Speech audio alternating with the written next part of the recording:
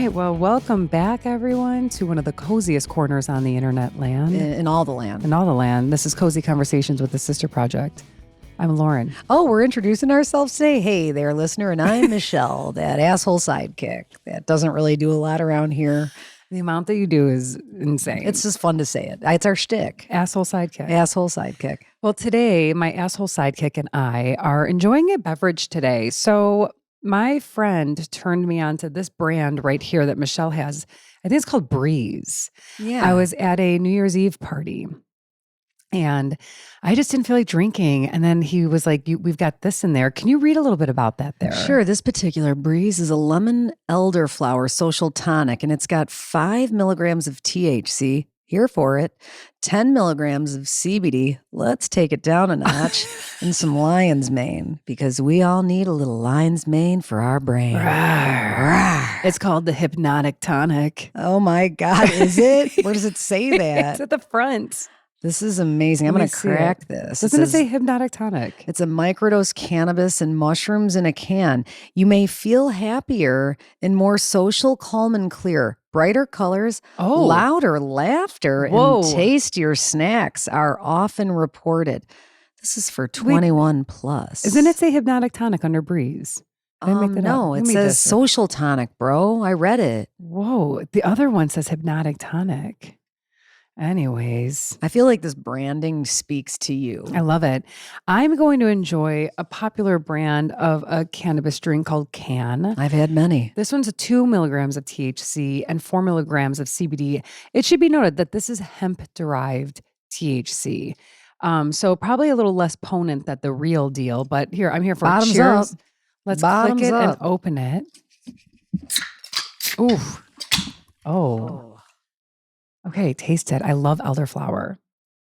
Wait, is yours elderflower too? Oh, yours is elderflower. Oh, this is zippy. Mm-hmm. It's got a little bit of a snip and a zap, and it's a snappy app. Drink it up. I'm drinking Breeze. Oh my God, jingles galore. Jingles fucking all the way. This is good. Mine's blood orange cardamom. This is one of my favorites. It's easy. It's chill. It's refreshing. This is a great go-to for when you're not drinking or don't want to drink, but you want to be social. It's a social tonic. Yeah, you want to be social and have a good snack, you know? And the colors are brighter and the laughter's louder. I drank that on New Year's Eve at a day party, and I was feeling it. You were? Yes. So you're saying by the end of this app, you might I feel could be flying high on the THC? Buckle up, Whiff. Now let me tell you about the shop that I got this at. I got both of these and other ones.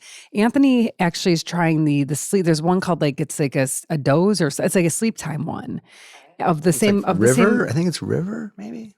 I don't know, but it's the same. It's similar, but it's a sleep time one. Yeah. And it's a bottle shop. It's a non-alcoholic bottle shop called In Good Spirits. I need to hit this place up. It's right over in West Town in Chicago, and on Ashland Avenue and Chicago Avenue, basically. And they have a whole section of like CBD, THC drinks. And there's functional drinks with your adaptogens, lion manes, and mushrooms. And then there's your fake beers and fake alcohol spirits. It's a really cool shop. And I like that it's not mixed in with other alcoholic beverages. Yeah, no, it's just straight up NA stuff. Why don't we add this to our list of field trips when we've exhausted our stationary shops? Yes, let's do that. Let's hit up the NAs. You know, I was at a bar last night having some pizza and an NA with my husband and bro-in-law before Will's wrestling meet, and I was drinking my Heineken Zero, and a gentleman that we know came up to me and he said, "Oh, you're drinking a NA, huh?" And I said, "I am. I haven't drank since August." And he said, "Oh, I'm sorry to hear that." And I said, "Don't be. I've never felt better." Thank you. Sorry. I was with a friend the other night, and we were sitting down, and we were ordering our beverages, and we were at a Mexican restaurant. And I know that this Mexican restaurant makes a real damn good michelada. That's your go-to. One of my go-tos. So I ordered mine, and he went to my friend next, and she was like, "I'll have a Diet Coke." And I caught that, and I was like, "Oh, she's not drinking tonight. No biggie, but just whatever." Yeah. I noticed it. And then our other friend ordered a margarita. And then our other friend who ordered the margarita says to our other friend who ordered a Diet Coke, like, how you feeling? And I'm like, oh my God. I'm like, are you sick? And my other friend was like, no, she's pregnant. You dumbass. Yeah. I'm like, well, I didn't know that. How far along are you? She's like, I'm 20 something weeks. I'm like, What? oh, you're pregnant. My God, she's over the halfway mark, for crying out loud. You didn't notice? First, well, she was sitting down. yeah. Hadn't seen her for a while. That's so Had exciting. No idea. Yeah. So mazel to my pregnant Oh, friend. wow. Yeah, but she was jonesing for a drink. Was she? Yeah, she really wanted one. But these are just so delightful because no hangover. Again, No hangover. No hangover. I haven't had one since August. Yes. Do you want to try it? Come, try it. Uh-oh. You might get her cold. No, I have a cold. You don't I care. don't care. It's too late now. You don't care. Well, it's too late now. It's not like you're going to get high off You of that. just Well, slammed why don't you that. try You it? basically just drank your whole drink. Oh, you know what? He does this to me. I do think that I have had the pleasure of watching Anthony try to have a nibble of something that Lauren is eating, or, you are like right now, I'm a little fired up, but I'm okay. She's not. Yeah. because Because here's what happens. I will literally come home and I'll be like, oh my you're God. famished. I'm starving. Like I will eat a dead squirrel if I see it. Yep.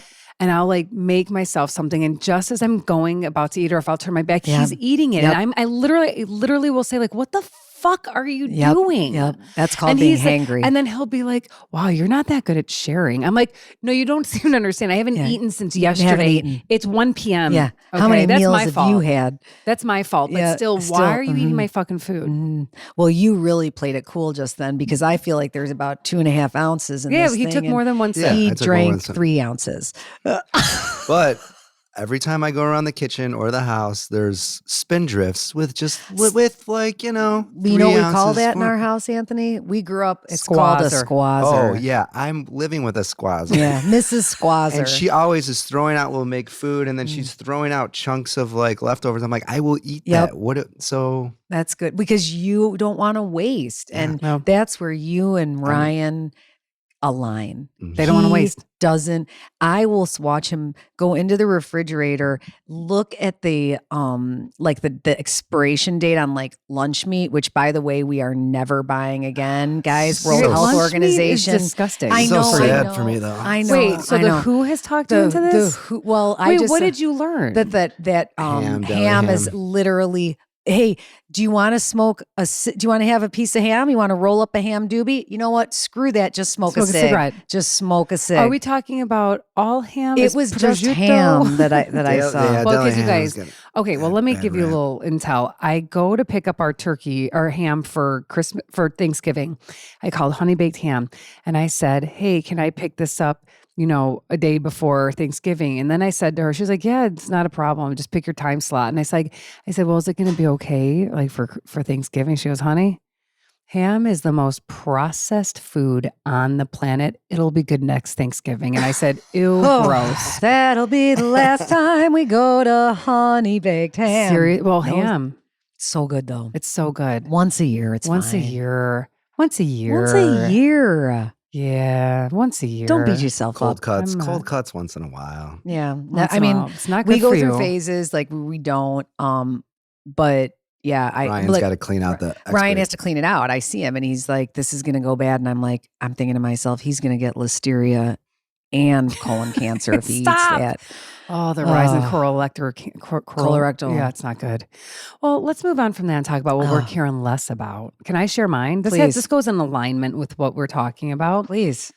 I'm caring less about finding out the price of something and saying, no, thank you. Oh.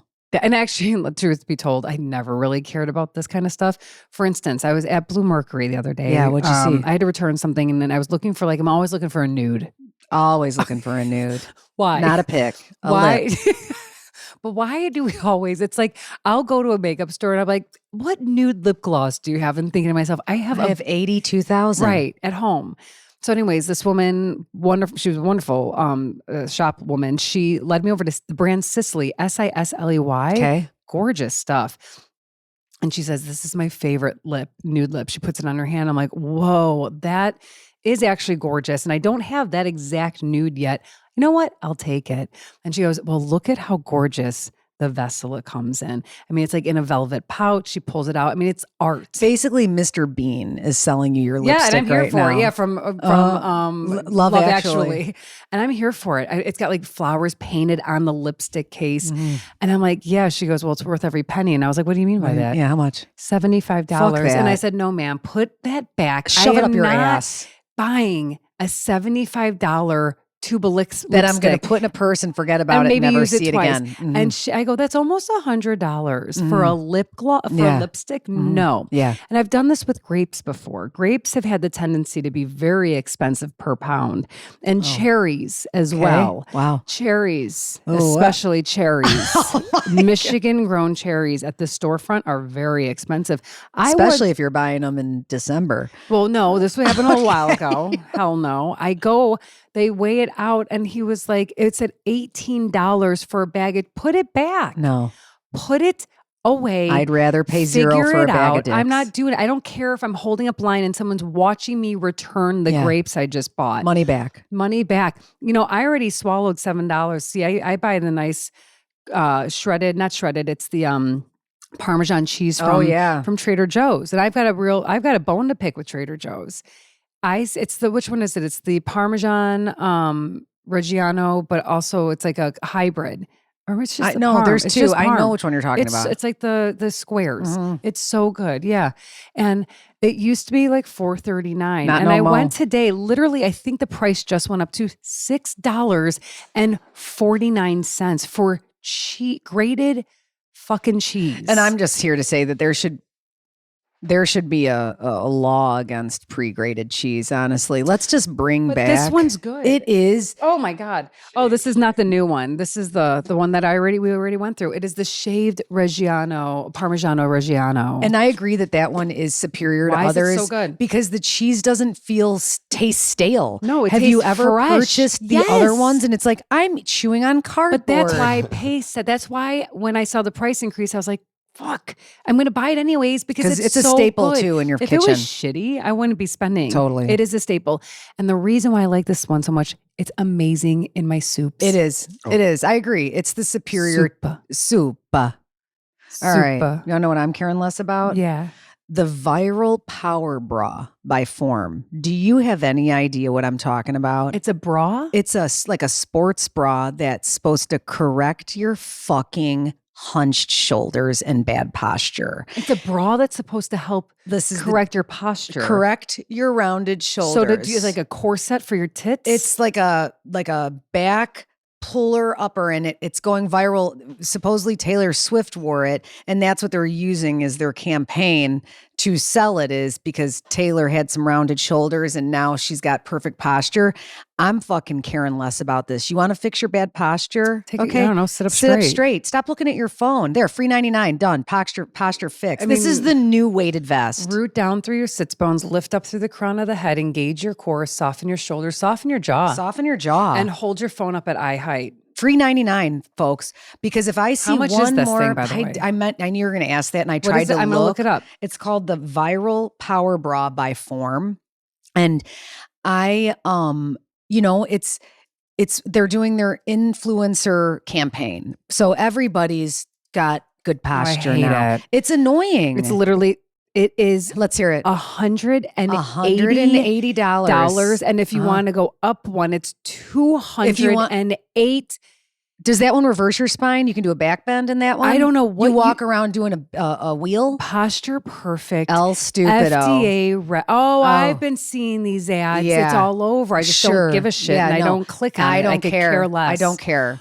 Stop it. Stop this it. is Stop buying seriously, things. Go sit up tall. Stop buying things. We don't need this. You don't need that. This is literally the next thing. The next weighted vest. This is 2026's weighted vest. Weighted vest. Posture bra. Stupid. We're done. Stupido. We don't care. I could literally care less. Couldn't about care this. less, more less. Here, as a yoga teacher, Yep. all you really have to do is just be mindful of how you're sitting. Okay. Seriously. Yeah. So when you I'm find not even a yourself yoga teacher, slouching, and I knew that. and you just gotta sit up tall. Don't need to buy anything. You don't need to buy a $200 bra for better posture. No, I mean, maybe you do. don't. I don't fucking know. Listen, Taylor Swift, if she wants to buy a $200 bra, she could buy a $200,000 bra if she wants. Good for her. I know the fact that they're using like majority a of us billion. Is she a billionaire? Yes, she's a billionaire. The rest of us schmucks should just stick to sitting up straight, relaxing our jaw, and not hunched over our phones. I'm honestly appalled by the price tag of that. That goes right up in my I could care less. I'm telling you, I knew that you would be appalled. I $200 for this and was it's like a tank top bra. It's not even like ugly. a brassiere. It's ugly. It's literally the new weighted vest. It is, and everyone's going to be wearing and it. And all the influencers are going they're to all have doing their it. codes for it. Right. Yep. L. Right. Stupid. And no thanks. We're done. I'm enraged right now by it. Well, it's just because it's a new year and it's spend more money when honestly cheese costs $7. Yeah. And you know what else you need? You're a little hunched. Also buy a $150 bra. Stupid. So stupid. Offended. I'm mad. It never ends. No, it never. We have to ends. block the consumption pressure that is put upon us at all times. Yeah, I'm leaning into that as well. Although I said I wasn't going to buy anything in January, and then I ended up buying things, but things I needed. Like for instance, you're allowed. Okay, my mascara, my eyebrow mascara. Oh, eyebrow. Yes, you've been talking about this. Eyebrow mascara. They look great. I have to say. Well, I haven't done them. Like I haven't waxed them. Nothing. But the eyebrow mascara is in them right now. This is my eyebrow mascara. Wow, they look good. I think I need some. It takes some a of minute that. to get used to, but it's kind of amazing. This is This is why I actually went to Blue Mercury, is to grab something like this. And I What's think the price point on that? It's probably like 30. Well, it's okay. But there's no shame in your game. No, I'm here for it. I needed it. I didn't need the $75 nude lipstick. You didn't. But yeah, I'm this bra to fix your posture. What are we talking about here? I'm beside myself. You know what I want to do? I want to give us some credit about something because our finger was on the pulse. And we saw that we are analog. Lauren, our finger's always on the pulse. It is. We're quite often on the pulse.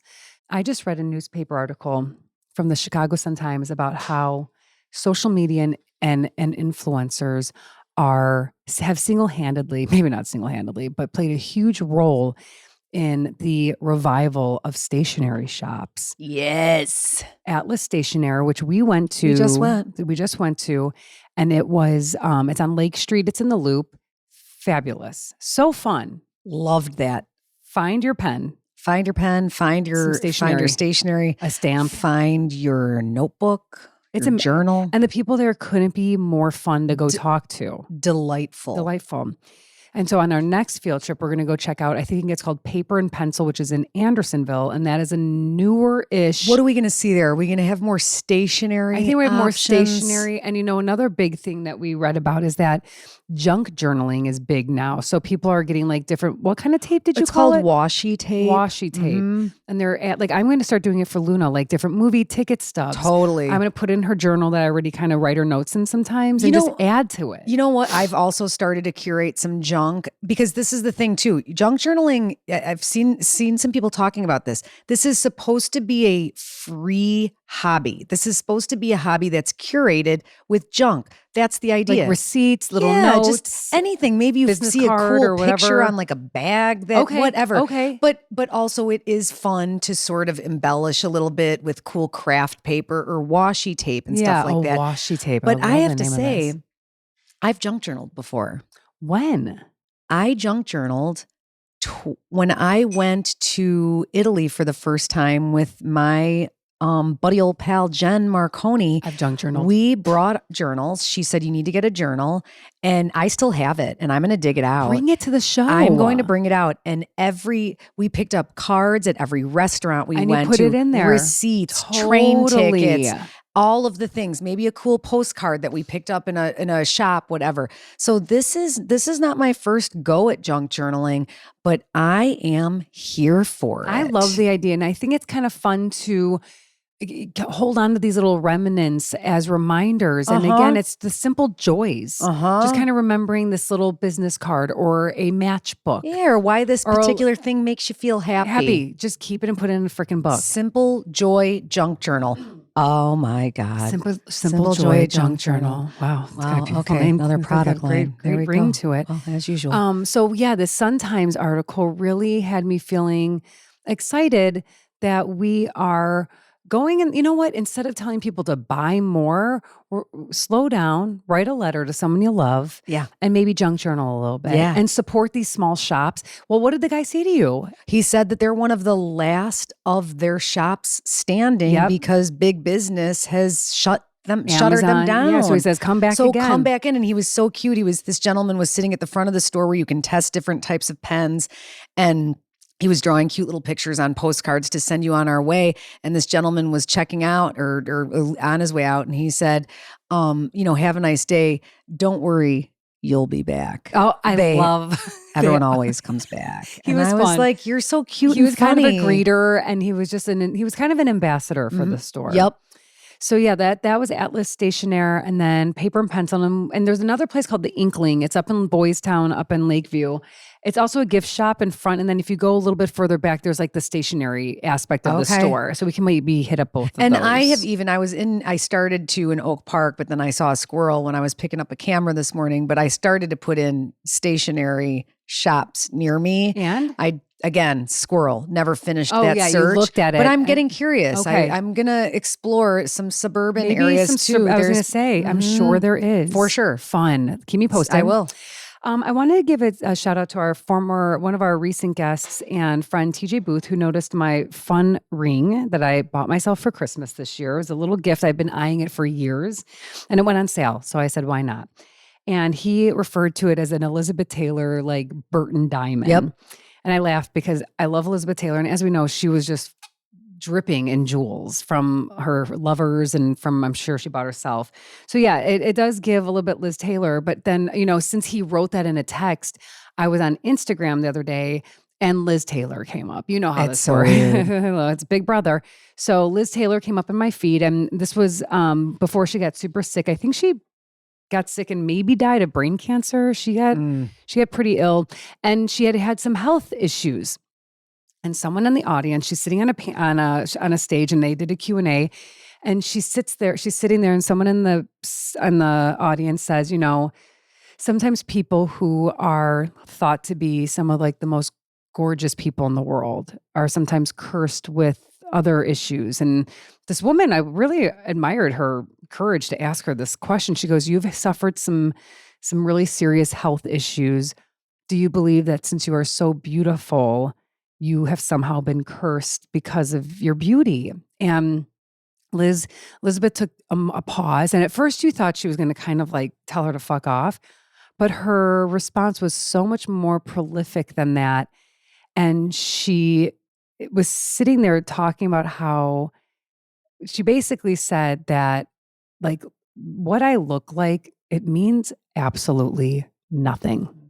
Like, just because I look like this means not, like, it doesn't, there's no value to it. Not in the real world. It's like, she goes, in the grand scheme of things, being a human being, this is just what I look like. It's the inside. We're all made up of the same thing. Mm-hmm. We all have the same stuff on the inside, and that's really what matters most. And I just really found her response to be quite honestly beautiful. I actually thought it was kind of humble, and I kind of don't totally agree with her. Tell me what? Well, because I do think that the inside is the most important. But I kind of want to challenge her on the fact that I do think those looks helped her a little bit. I think she knows that, but I think she was talking more on like a existential thought process where she was like, yeah, but let's be honest, like her and Burton did not have a great relationship. It's not like I think she was married how many times? Like 7 or something? Yeah, like I don't think, maybe she had fortune in certain areas, but I don't think she wasn't hanging her hat. She wasn't like on her happily looks. ever after. Life is perfect and amazing because I'm so freaking my life gorgeous. isn't perfect because I'm beautiful. Right. I'm a real person. I just loved what she said. She's like, it means nothing. Yeah. I think that's what she was trying to say. Not that there's no value to it, but that it really doesn't mean anything. And also too, just like her sharing from her perspective, it's interesting how she's been viewed and perceived by everybody. Might think that this woman, Elizabeth Taylor, has it all. And Elizabeth is like, you actually have. She's gorgeous. And then I started to dive in. I'm like, great, my new hyper focus is Elizabeth Taylor. So I'll probably be reading a book about her soon. And I'm sure you'll be telling me and everybody else about it. So I look forward to that discovery. So speaking of Elizabeth Taylor, Yeah. some might think that she was extremely successful. And maybe she was. I mean, I think looking back, we can see that she was. But what makes success? That's the question. That's the question. So here's what happened, you guys. I found this amazing little pie chart, if you will, and it had 2 pie charts. Think Trivial Pursuit. And the first pie chart's cut in half. And let me ask our Gen Xers and millennials and anyone else that's a little older listening, our boomers, I know we've got some of you out there. What were the 2 most identifying aspects of someone's life that showed you that they were successful? Any guesses? I mean, like literally, it was like wealth, money in the bank. That's money, it. Money salary, in the big house. Yeah, big. Big money and money. So this is how we were taught to measure success. And the first pie chart is in half. Half of it's job title and the other half is salary. And yes? I'm just having a revelation here because I'm thinking about how for the first 20 years of my life, I didn't feel successful. And it's because I don't think I ever had a job title. You didn't? What did you do? I didn't. And want to hear what's really funny is as our dad, who I've worked for my entire life, just recently asked me what my title was for something. And I said, gosh, Dad, I don't really have one. Make one up. What is it? What is it though? Like what is your job title? Well, I don't know. I wore different hats. I did all the things aside from so you would still have a job title with someone who wears different hats. I mean, sometimes I was an office manager. But you make such a good point. But seriously, I felt like people used to ask me what I did, and my response to that, I worked for my dad. I worked for my dad. I couldn't have felt more unsuccessful. Oh man, couldn't have felt more low vibing. So now you're about to describe this Trivial Pursuit, better measure of success. And I am looking at this, and I'm fucking loaded. I am the most successful person. In town. In town. You're basically George Bailey from It's a Wonderful Life. I am. I mean, I check all. Go ahead. So let's keep moving. We're checking on. all the boxes. Yeah, because with these job title and salary.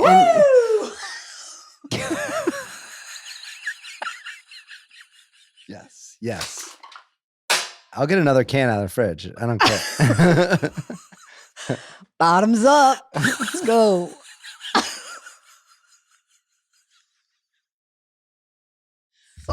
Hey, it's so good. Just want you guys to know that these things work. Just so I stamp of approval. Oh, wow. And they hit fast for you, sweetie. Fast and hard. But Michelle, I will say though, you were successful because here in America, you had health insurance. Your job gave you that. And literally growing up, we were told, get a job that gives you health insurance. And that was another measure of success.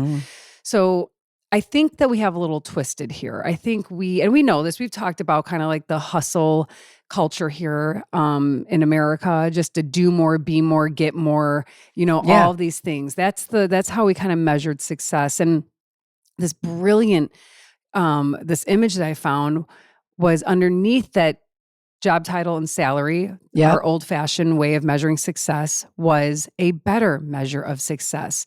So again, think of a Trivial Pursuit pie.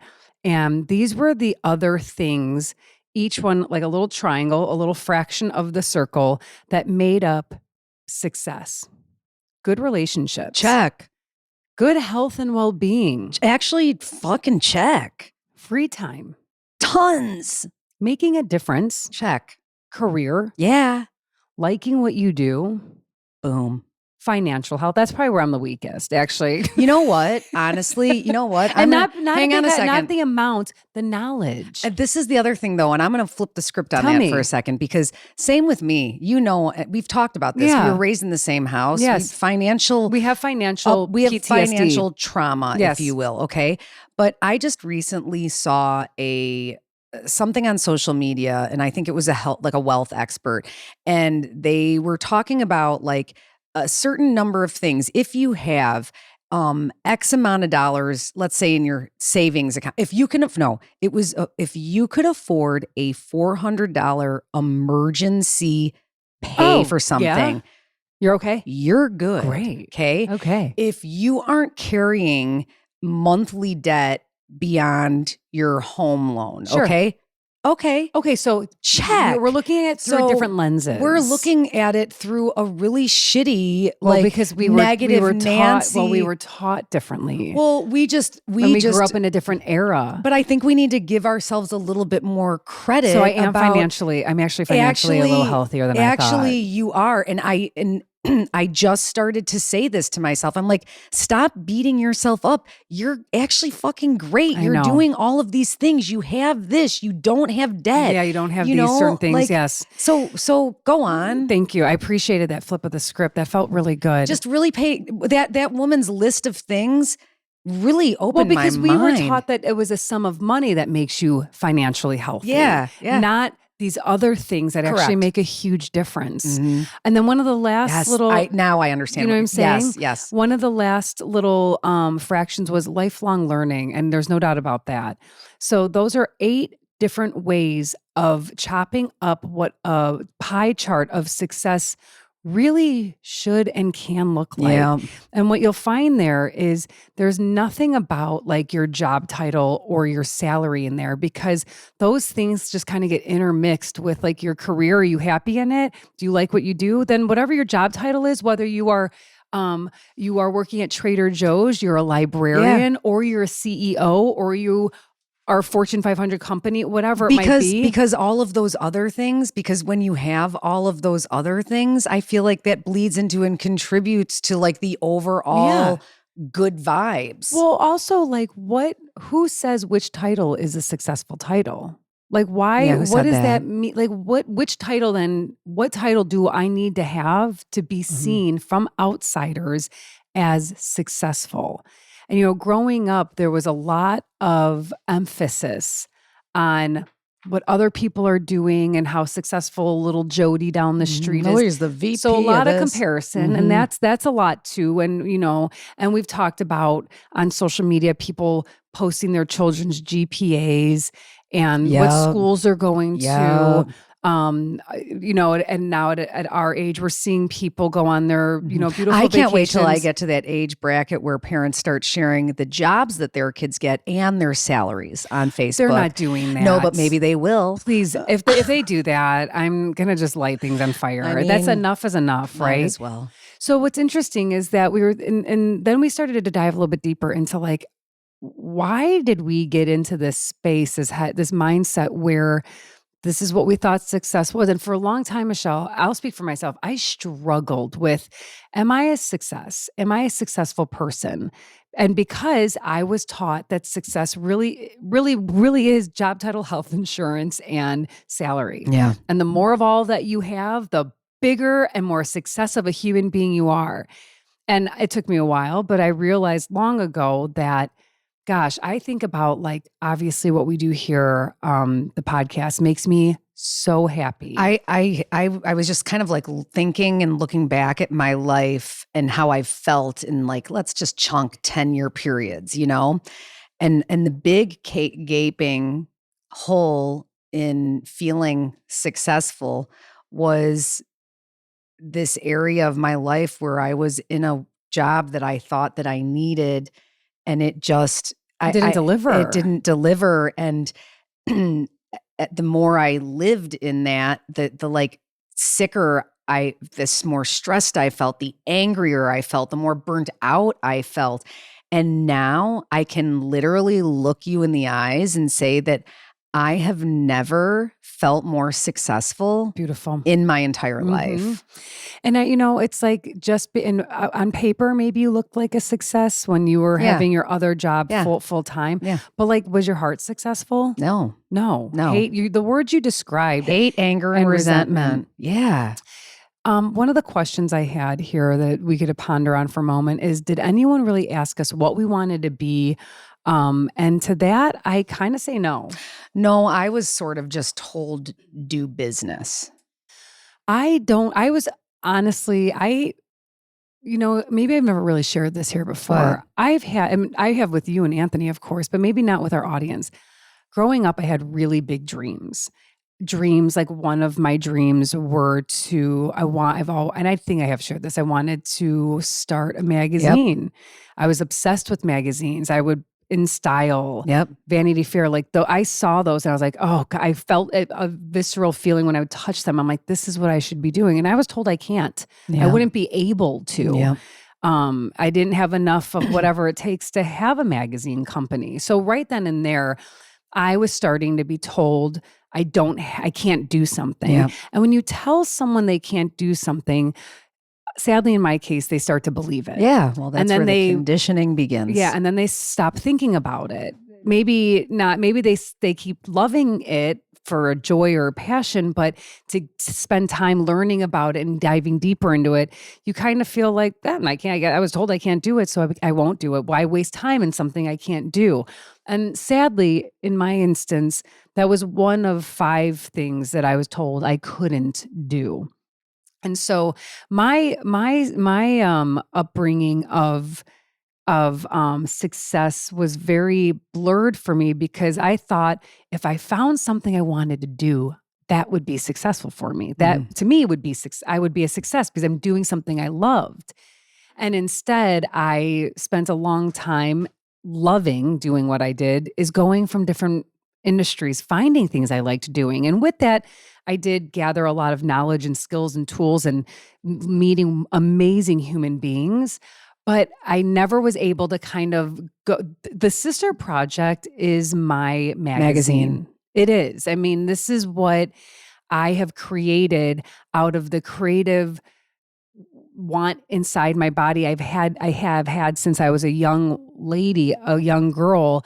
And it is it has finally come into and of itself. So I am a huge success, because I am finally living a dream that I wanted to do when it comes to working stuff. In the other things too, I feel exceptionally wealthy, like relationships. And like Anthony and I did our year in review, and part of our gratitude was, what are you grateful for? He noted, I'm healthy. About himself, and that's something like we cannot take for granted. If you are healthy, you are loaded. You can be the richest person in the world, but if you're sick, it's sad, and you're not. That success, it's different. You look at it differently. I think another way I've heard it said is, you could have a lot of problems, but once you have a health problem, you just have one problem. Wow. Yeah. I mean, isn't that the truth? And I have done a lot of work on my health anxiety, and I think about it kind of like I've really Jedi mind tricked myself to realize that instead of trying to find a problem, be happy just be I happy don't have that any. you don't have any. Why are we It's fucking normal. trying to manufacture one? I want to kind of go back to a little bit on what you said about what we were told growing up, because I want to set a little perspective here. I think that might ease. I know there's not anger there, because I know there's not anger there. I think that we were raised by a generation of people. We can just use our parents, for example. Our parents were their parents were immigrants, okay? Or at least our dad's grandparents came here off the boat, okay? And so did moms. And so they walked they were here second generation, right? Correct. I think. But they came to the United States to find a better life for the life they were leaving, okay? And so I think that the mindset of the boomer generation was to lean into that. Because they were watching a generation before them surviving. Yeah. And there was an element of scarcity, that this only solution to scarcity is money. And I understand that is why we're kind of guided in this idea. Yeah, make good money so you don't have to struggle. You don't have to be scared. Yeah, get and insurance life won't so be if you hard do have that problem, like them. Yeah. Now, on the other hand, something that I also kind of bugged a little bit, and I'm definitely not doing this with my kids, is, and I'm not bagging. That's not what I'm doing here. But there was never ever what's the word? A guidance or direction to encouragement to lean in what you liked, lean into what you were good at. No, it was like, find something that you don't know anything fucking about. I was like walking around the house singing, Yeah. like belting. And I just wished somebody would have been like, you could totally go sing and study or maybe music. study music and maybe teach people. Maybe be a voice coach. Or you know what? Write some songs. Whatever. Maybe you'll get into film and scores. Who the fuck knows? Who the fuck knows? But instead, for me, I didn't have that experience. And so then I also left and then took the job that I thought would provide me with the success. Yes. And instead, it just fucking burned me out until I was desperately looking and listening for the universe to guide me in a different direction. It did at one point. And here we are. I feel that, Michelle, with like if someone would have just noticed what I like doing. I think in my 20s. Well, no one noticed you. Well, I had to notice myself. Yeah. And in my 20s, when I was given the opportunity to audition for an on-air television program, then I did, well, because one of my other dreams before that was to be a news broadcaster. Yep. I went to school and studied radio, television, and film. Yeah, you guys, there's one of us here actually has experience in this. Yeah, I'm happy I'm here. And thank you for being here with me. Otherwise. But I loved it and I felt really comfortable on camera. And that's when I realized, okay, I'm actually good at this. Yeah. I'm having a lot of fun. Yeah, this feels good. Oh, I'm having a fucking blast. AKA doing this. success. Mm-hmm. And like, what else can I do with this? And hence here we are. And is it like, and I could sit here and be like, well, I'm not on like, Channel 5 News and I'm not like, a news broadcaster. So maybe I'm not that successful, but I can't even let those thoughts get in my way because I'm having so much fun doing what we're doing. I mean, who's kidding who? What we're doing here seems a little bit more fun than that, what they're doing over there. I don't know. Maybe they're having a blast out there and I don't doubt that. But I'm just saying from what I've been told with success is being on television, doing that. I would be more successful in certain people's eyes if I was on television. Yeah. Fine. Okay. But for me, having control over my job and my hours and my life, it might not be perfect for everyone, but it's pretty perfect for me right now. 3, I'll drink. Oh no, I won't. No, you won't. You drank that and got really high for 5 minutes. How are you feeling now that you're about like 15 minutes in? I feel normal. I feel a little bit calm. But there is a bit of a rush when you drink it. It happened to me on New Year's Eve. I felt like I needed my head to be pulled back down with this, like it was floating away. It's right there. It's here. Michelle, when you think of a better measure of success, we have this list again, good relationships, good health and well-being, free time, making a difference. That's another one, making a difference. Mm-hmm.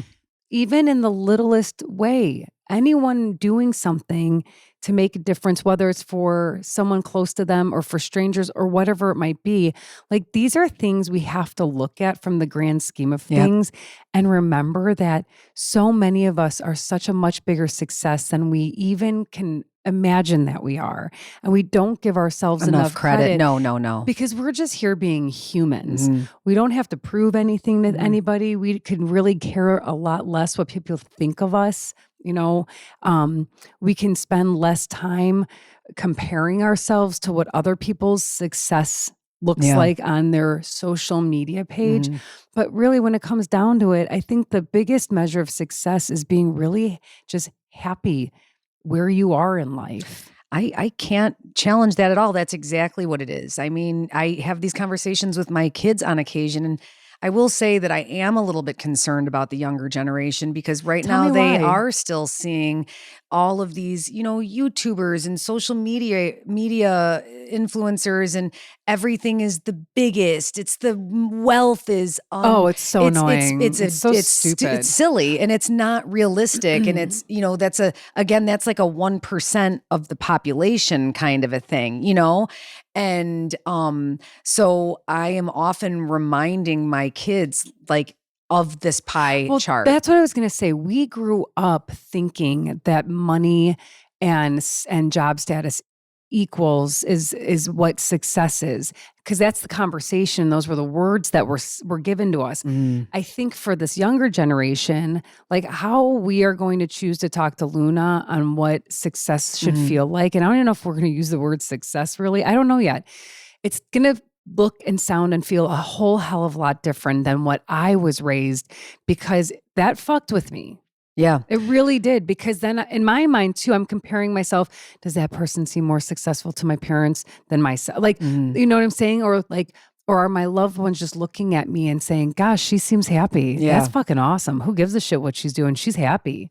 I'm starting to have conversations with the kids about, career paths because they're going to be going to college soon. And a lot of their questions about careers is does that job make a lot of money? And now, with that being said, Who's saying this? Are they asking it? We just had a recent conversation, and she asked that, and here I'm thinking in my mind, first of all, we need money, okay? Like, we live in a world where it costs $7 For my for cheese. cheese. So it is a concern. But on the other hand, I'm thinking I want you to follow your passion, do what you're good at, but also have the tools to learn and understand how you can grow your wealth aside from just collecting a paycheck every week, and start that now. Mhm. You know what I'm saying? Yes. Like, the education behind understanding the more abstract way of making money so you can survive. Did I go off track here? I'm just kind of confused about what you're saying, the abstract way of making like money. I want the message to my kids to be like, find what you love, do what you're good at, figure out how to make that your livelihood.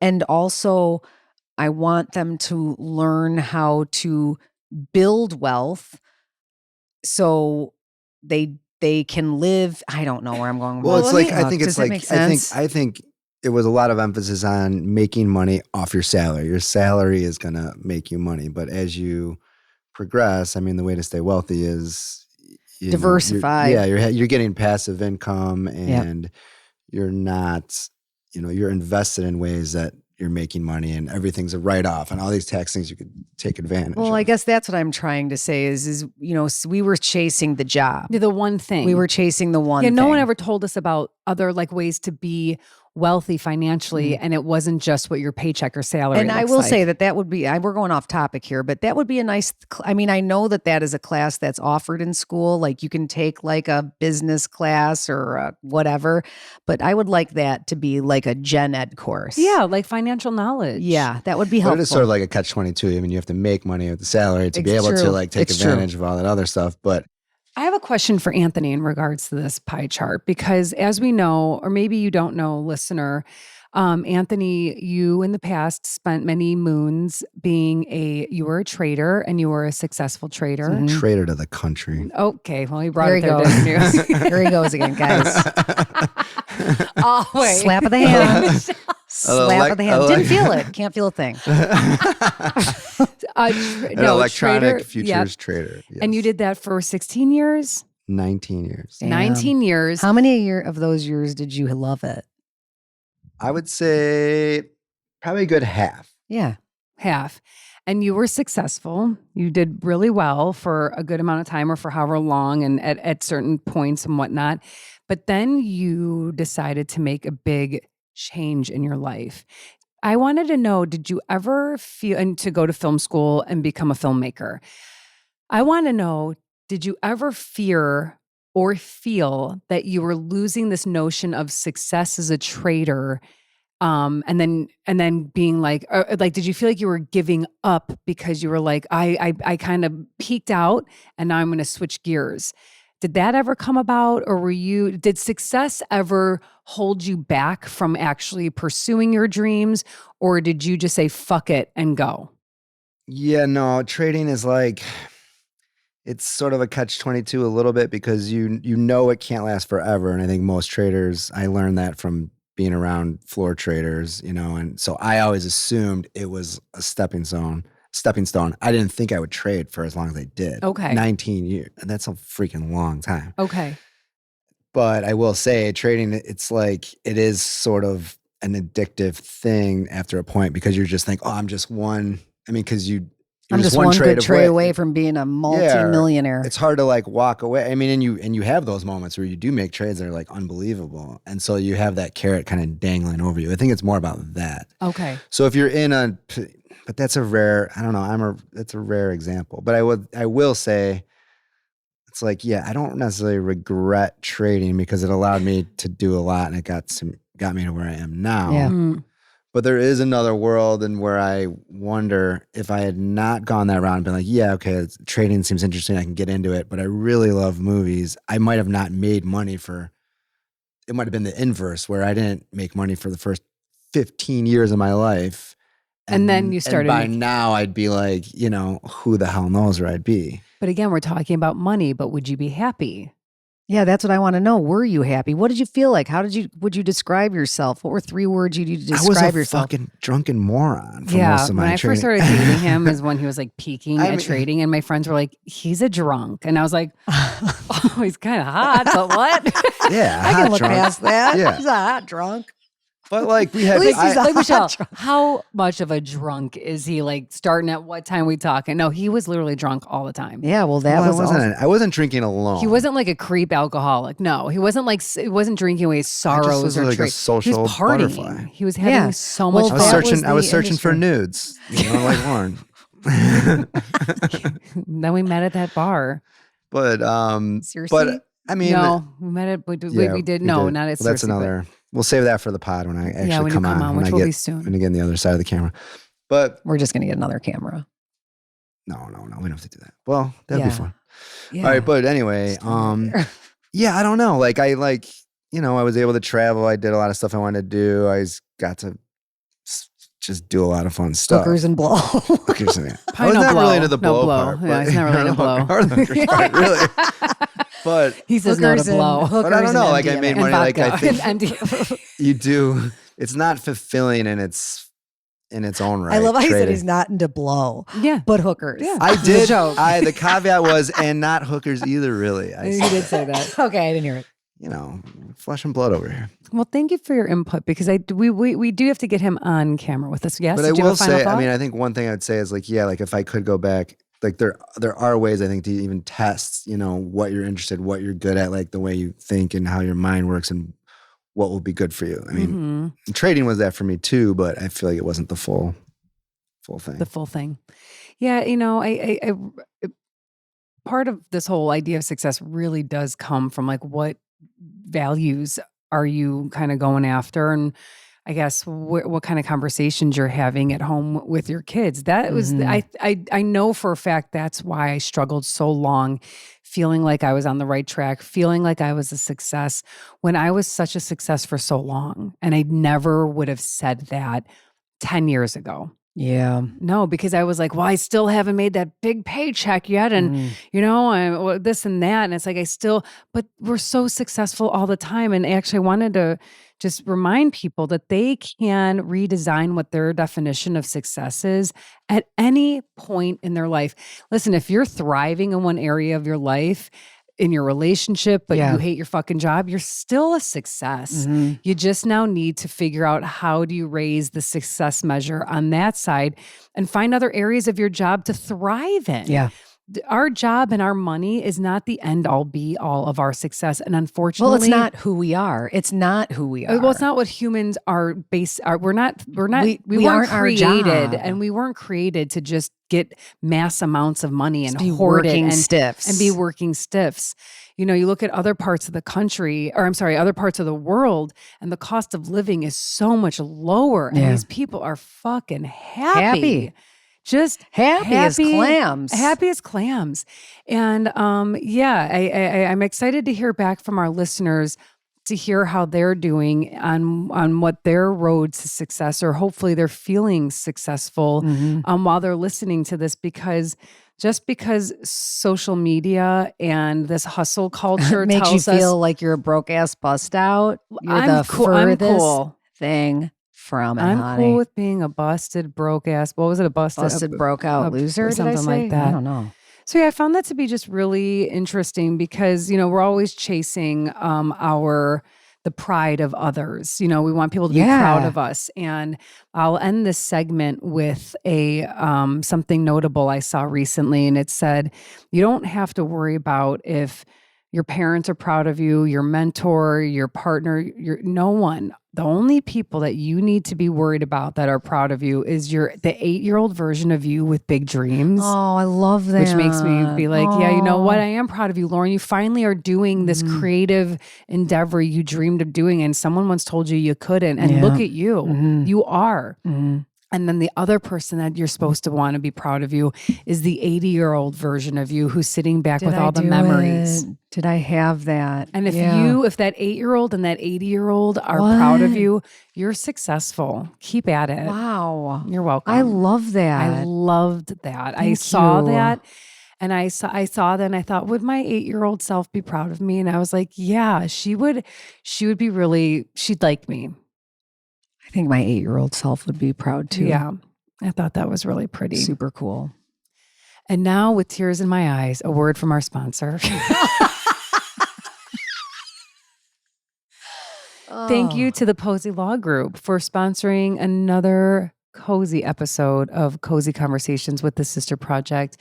As we've shared with you guys on previous podcast episodes, the Posey Law Group is such a wonderful group to go to for 3 things in particular, but other things as well. But estate planning, moving homes, and also entrepreneurship. If you're building a business of your dreams, I'm like, this is kind of fun. Like thinking about this in the aspect and the lens of success. Like, if you want to do things that make you feel success and happy and cozy, a lot of times you need help from others. Yeah. And when it comes to especially like building a business, this woman has single-handedly helped us get our shit in order. So we are a legal enterprise and we are safe, we are trademarked. And to me, that's a huge success. That's huge. Yeah. Sometimes it takes people to help you get this vision of your success to be a reality. And we are so fortunate that Stephanie Posey has helped us. She's kind of like held her hand along the way. For sure. And when I think of like the Sister Project and I look at it and say like, in a lot of ways we still have work to do, but in so many ways it's a huge success. And that is because we have actually been like, okay, let's be decently smart business people and get expert advice on things we know to make our situation a healthy legal one. And thanks to Posey Law Group, I feel that success in the Sister Project every day, right? Monday through Friday. Like I'm not sitting here being like, who's going to steal our name tomorrow and what are we going to do about it? No, because Stephanie told us, she's like, you guys got to trademark your shit. And we were like, yes, ma'am. And we're like, yes, whatever you say, tell boss. us to do, we'll do. So if you're looking for help like that with your business, a dream that you have, like think of that 8-year-old in you. Like, what are you dreaming? This is someone that might help you make your own dreams come true. And of course, with estate planning, with moving and things like that. But, just to go in a little bit in alignment with with the conversation we're having today, this is the group that you want to be calling to help make your own success and dreams come true. Wow.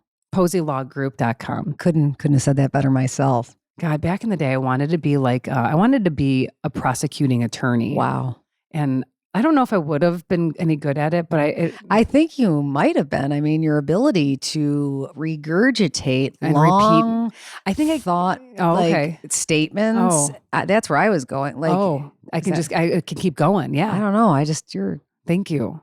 What were you thinking? I think because I repeat myself so many times about the same thing that someone just gets exhausted by me repeating, and they go, "You win." Unfortunately, I don't think that's how it works in that department. Damn it. When Michelle and I get in our tiffs, I'll hang on to something. Yep. Anthony knows that this is true. Same with Anthony. It's so fucking and annoying. I hang on to something. I'll repeat it, not always the same way, but it's the same thing repeated. It's same message. You are like the least annoying person I know, but I want to fucking choke you when you start repeating yourself. I just want to say thank you. Yep. She's really got a hammer at home. Oh my God. I do. And I'm like sitting on the phone going, fucking 2-time Tommy's coming at me again. Well, you only get Randy. 2 times? Oh my God. Repeat Randy. Usually when she gives me a 3-er, that's when I fucking hammer back. Yeah, but I can you've said ignore. that already. And then I'll be heard like, it. but you didn't listen the first I've 3 heard times. it. I've heard it. I am tired. You win.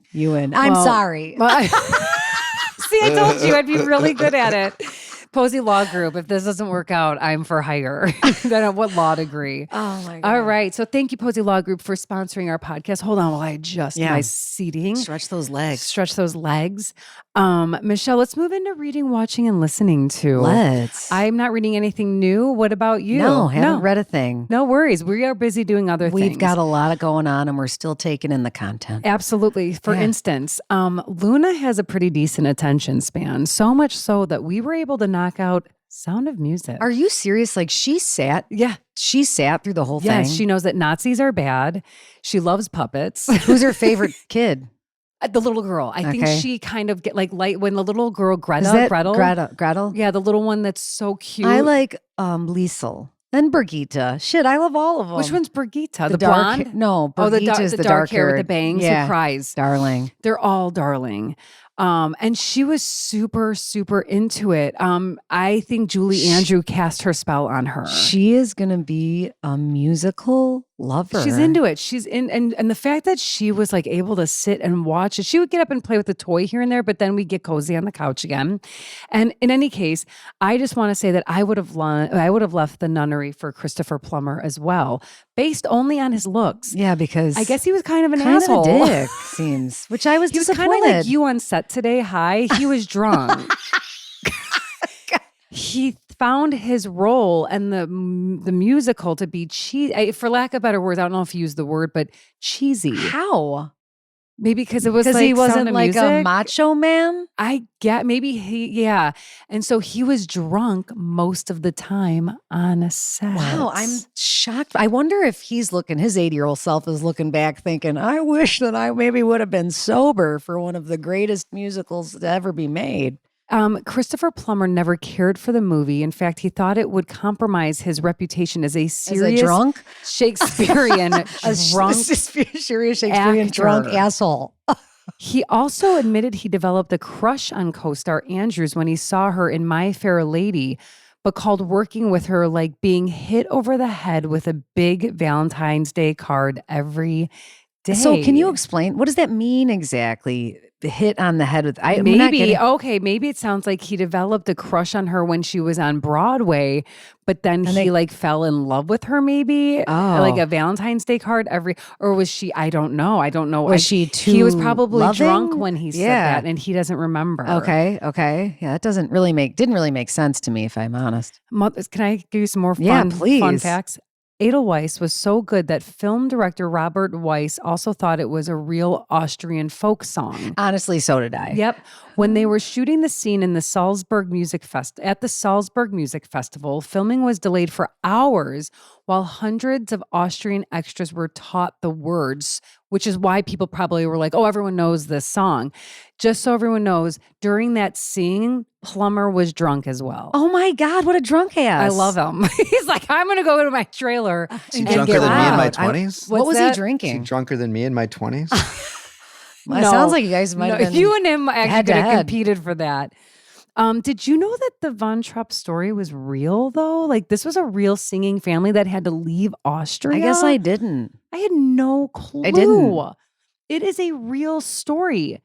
It is really based was on like a a true singing story. family. But there were plenty of differences between Maria Cachera's and her 1949 memoir, The Story of the Trapp Family Singers, which I guess we got to read that book. Shit. And the film. For one thing, Maria was brought to the Von Trapp family to care for one child who had scarlet fever and was too ill to walk to school. She was never brought on as a governess. She was just kind of like a one-kid nanny. And there was a love. And the Von Trapps did escape Austria as the Nazis were coming to power, but they didn't flee over the Alps. They actually got on a train to Italy and traveled to America, where they had a concert. Did they tour? tour. Stop it. And the day after they left, Hitler ordered the Austrian borders to be shut. The day after. That gives me the chills. After. Because they got out. Imagine trying to get out. The day after. So yeah, all I gotta say is that I fucking love that movie. I used to go to their house and pull the two VHSs. They were double VHS and power through that thing. Worshipped it. Worship. Still do. Some other do you want to sing a song maybe? I might voice I am 16 going on 17, baby. We sang this last time. We did? We need to sing Edelweiss. I can't go. You go ahead. Edelweiss, this my homeland forever.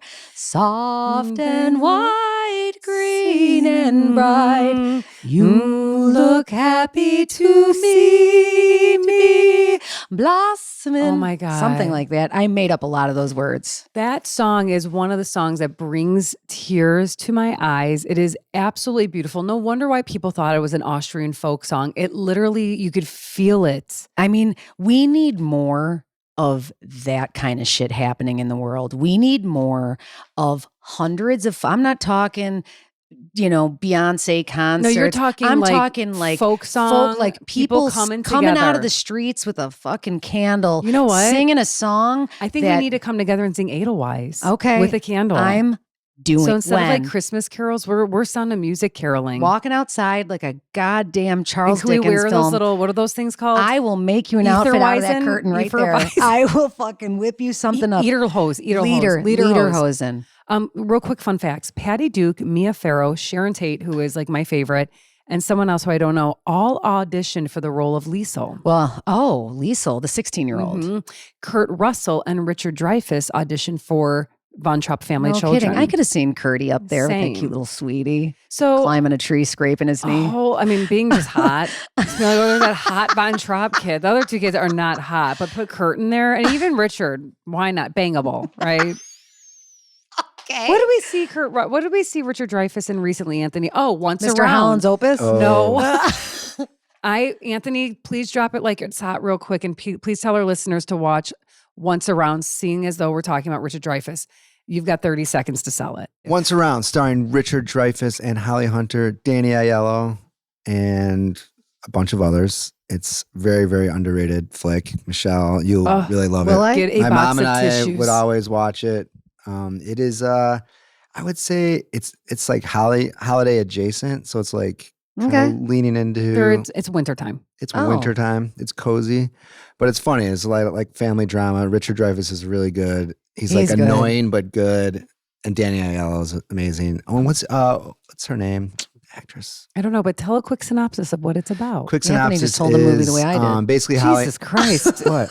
Yeah, tell them what the movie's about. It's it's about the people, Lauren. People behind the scenes. It is those who. But it's about basically Holly Hunter brings home this guy, this older fella, Richard Dreyfuss. Richard Dreyfuss, to her Parents? into the fold of her family, Okay. and just he is How very annoying, kind of a Gregarious. narcissist, and He's just really rich.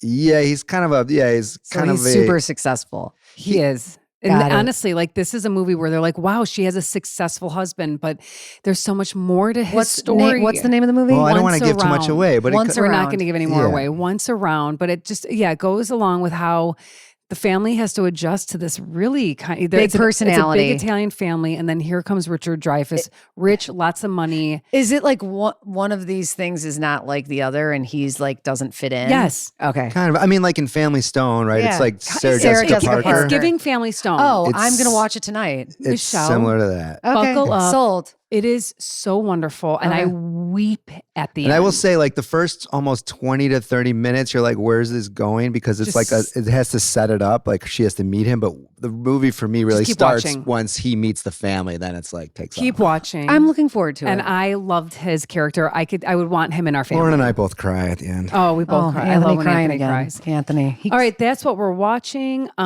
Real quick, I started listening to Another 1984. uplifter, guys. Yep. I started listening to 1984 by George Orwell.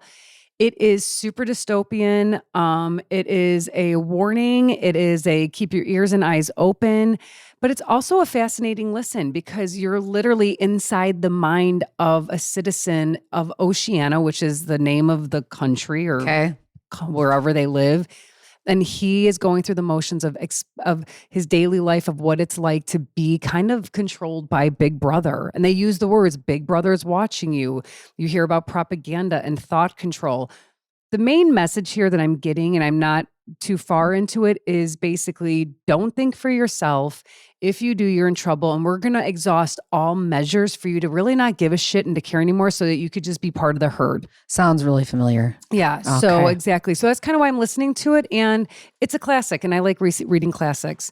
Michelle, the Pigs are playing at Ballydoyle's this Saturday. Yeah, that's right. Ballydoyle's in Downers Grove, and we're playing at night, so we'll see you there. Any new songs that we should know about? Yeah, but I don't know them off the top of my head because we just got a fresh list yesterday. Okay, well, so- that's exciting. Yeah, So new yeah. stuff is coming up. Yeah, we're literally literally going to learn a couple of songs. You guys should do Edelweiss. Maybe you guys for real. Oh my no. God, Tim Do and I, Edelweiss. Tim and I did Edelweiss. Oh No, my God. please. It's a I special swear to God, I request. think Tim pranced around Germany in lederhosen and played the violin. I'm not kidding. Like in his former life, Like or in just 5th recently. grade. I swear to God. I think he I traveled think to you Germany guys or something. should do a song like that. And if you want to make your dream come true of people singing a song, everyone will stop what they're doing and sway and sing this Austrian made-up folk song with you. And I'm in town. I'll come. I'm here for it. Let's fucking go. Lauren, I stood up on a train and tried to get the passengers to sing a song. It didn't hit that day, but hopefully the Edelweiss maybe would. yes. And just side note, we've been to Salzburg, Austria, and you just feel it. It's just you can feel that Sound of Music vibe. I can only imagine. The Austrians aren't that nice. They're a little indifferent. Well, yeah, but I'm just talking about the beauty of it. The beauty. But can we They smoke a lot inside. They smoke so much inside. Anthony went into a 5-person bar and we sat at the table. Did he have an asthma attack? He Almost basically had to leave. It was a restaurant, and was the a host was restaurant. smoking. The host is everyone's pulling smoking. our beer with a cigarette hanging Did you out of her leave mouth. that card in your junk? It was honestly journal one of because my I'd like to go hit it up. It was one of my favorite travel memories. She was like 7 feet tall and like threw our beer on the counter and then just proceeded to smoke cigs. It's another world. It's just so fucking amazing. I highly recommend going. Obsessed. Michelle, what's yours? You My go simple first. joy. Well, the other day I was on my phone and I was enjoying my first bite of my favorite cookie in the city of Chicago. It's a turtle from D'Amato's Bakery. And I was scrolling while I was enjoying it. So I threw it onto the couch and I just stood there and I slowly ate every morsel of my cookie Lauren, without yes. a distraction. And it was orgasmic. Oh my God. That cookie, there should be no digital distraction when eating this cookie or any cookie you might like. Simple joy in 3 bites. Simple joy. In 3 bites. Enjoy your cookie. Love it. Y'all, Michelle's really eager to wrap up this show. Her ADD is off the charts. So let's make it quick, Michelle. What is your simple dick? Well, you're the one that told me that you needed to wrap it up. Yep, it's been long. We've been here for hours. And I've loved every minute of it, but I need to stretch my hips. So what is your simple my joy? simple joy is, well, I forgot their names. Connor, what'd you say? Stay cozy. Yeah, bye guys. That's it. Have a good one.